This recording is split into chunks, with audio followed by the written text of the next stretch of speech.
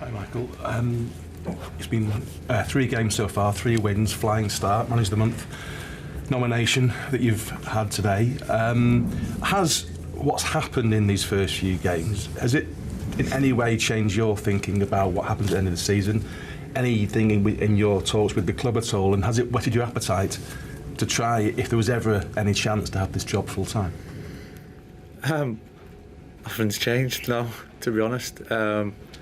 It's not going to change my, what I do or how I feel about it. I think I'm fully aware of the role I'm doing here and the responsibility I've got, and we want to be successful. I want the club to be successful beyond the end of the season. If that's me, if that's somebody else at this stage, I can't control that, and we'll see what happens. But it's certainly about trying to improve the team and keep making Manchester United stronger and improving all the time.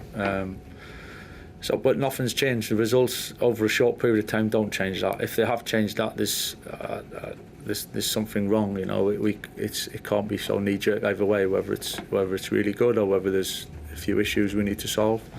It's steady progress really, and you kind of know that football can twist and turn just as quick. So we got to keep a bit level really, and keep focusing on what we need to do. But if this continues as it is doing, you'd be happy for your name to be part of that conversation?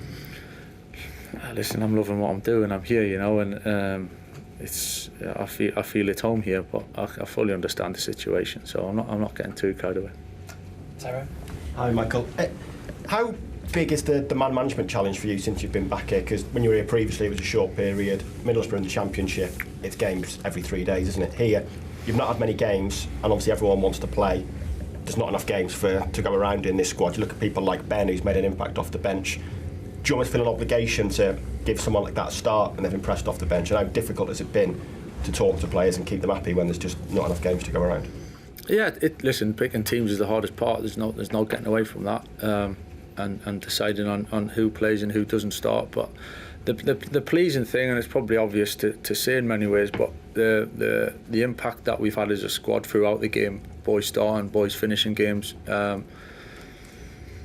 it's been incredible, to be honest, for that spirit and that. It's not easy. Sometimes you're disappointed when you don't play, but every game we've had a real impact finishing the game and whoever's been on the pitch, and I think that speaks volumes of the boys' mentality and their attitude that they've shown, and it's something we need to keep, and couldn't have been happier for Ben the other day. I spoke about after the game, it was a huge moment for him and he totally deserves it for all them reasons, and the work he's been putting in, and the desire that he's got to be the best version he can be. He's been really impressive since I've been here, so there's a lot more to come from Ben, I'm sure. Whether that's this week, or next week, or the week after, that's just part of being in this squad and growing together. And but certainly picking the team is the hardest part. But it's the boys have been fantastic and not giving me any issues at all. James and then Rob. Mike, have you got a time scale yet on Patrick Dorgu? Not exactly. No, we're working through it. It'll definitely be a number of weeks. But it will be a considerable period of time. He's not going to be back in the next 2 or 3 weeks. But to be more exact, is a little bit difficult at this moment. So, there's been some speculation about 10 weeks. Could it be that long? Do you think? It could possibly. Yeah. As I said, we're kind of working through it. Certainly looking forward to getting him back as quick as we can and getting on the pitch long before the end of the season. Yeah, he's been outstanding under you. In fairness, was gathering real momentum in the weeks before you came. How much of a blow is it personally and to the team to lose him?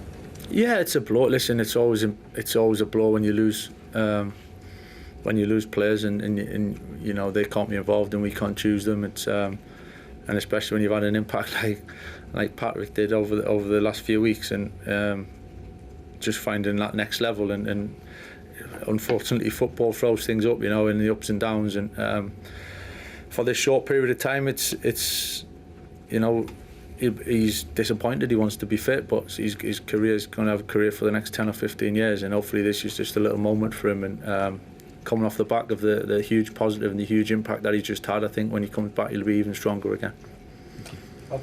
Hi, Michael. Can I just ask about Steve Holland and where the idea for that appointment came from, and also how important he's been to what you're doing on the training pitch and also the run of results that you've had?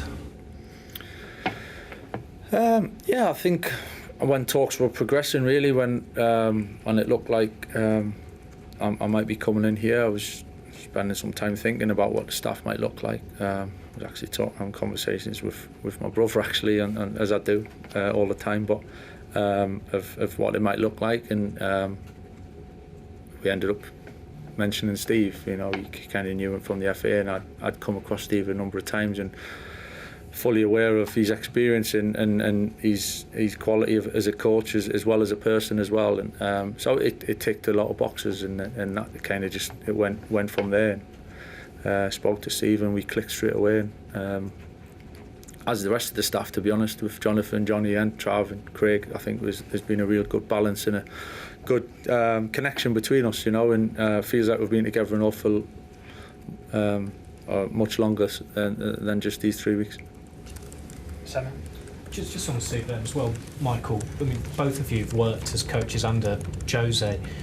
I mean, it feels like it's a very collaborative effort, all of you on the touchline, match days, training. But in terms of Jose's influence on you and on Steve, is that something that you've found a common ground with him, possibly?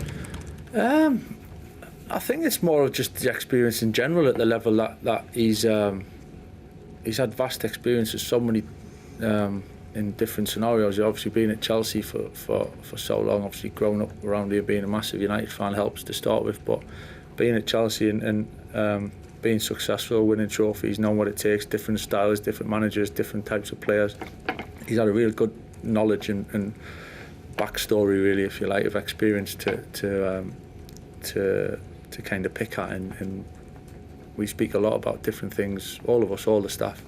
So there's the connection. Obviously, Jose, I learned a lot from Jose in the what was it, 5 months when I was coaching, even in that, when you see how he works, how he thinks, and how he sees players, and things end up coming off that he predicted at certain times. So he had a real good eye for that. So there's certainly that connection. I wouldn't say it's totally me and Steve with Jose, but there's definitely them common kind of factors that help us work together for sure.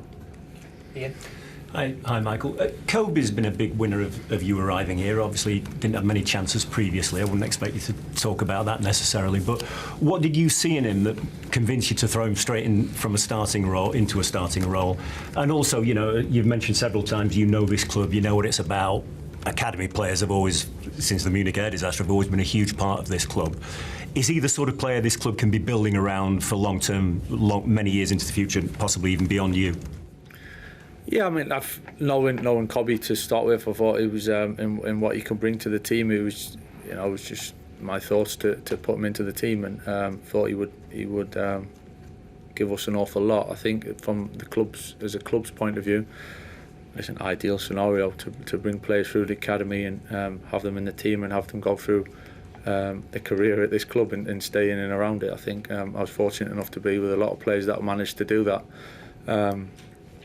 And I think it's important, and on obviously with Munich and the kind of the foundation of the football club, it's everything feeds off that, you know. So I'm not putting everything on Kobe's shoulders, you know. It's he's doing terrific at the moment, and I'm sure he'll continue to be that way. And it's we want more of that. We want more players to come through the system and to get into the first team.